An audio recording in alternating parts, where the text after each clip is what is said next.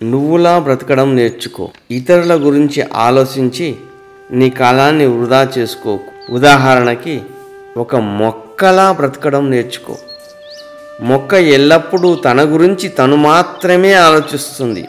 వరద వచ్చినప్పుడు వరదని ఎలా తట్టుకోవాలి అని తన గురించి తాను మాత్రమే ఆలోచిస్తుంది. ఇతర మొక్కల గురించి ఆలోచించదు. అదేవిధంగా ఎండని, వేగంగా వీచే గాలిని ఎలా తట్టుకోవాలని ఆలోచించి ఎండని, వరదని, వేగంగా వీచే గాలిని ఎదుర్కొని మహావృక్షం అవుతుంది.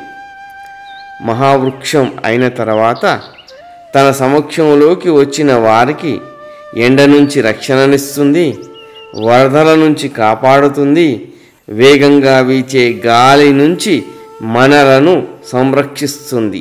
అంతేకాక పండ్లను, ఇతర అనేక రకాలైన లాభాలను మనకు అందచేస్తుంది. నీవు కూడా నీ గురించి మాత్రమే ఆలోచించు.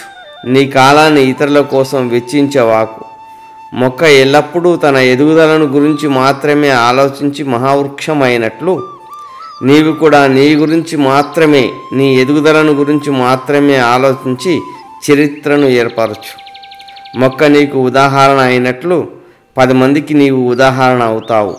నీ చరిత్ర 10 మందికి ఆదర్శమై నిన్ను 10 మందికి మార్గదర్శకుణ్ణి చేస్తుంది. అదే లోకానికి మనం చేసే మేలు. అదే మనకు భగవంతుడు జన్మను ప్రసాదించినందుకు మనం ఈ లోకానికి చేయవలసింది. నీతో నువ్వు బ్రతకడం నేర్చుకో. నీకు నువ్వు బ్రతకడం నేర్చుకో. నీలో నువ్వు బ్రతకడం నేర్చుకో. అదే నీ విజయం.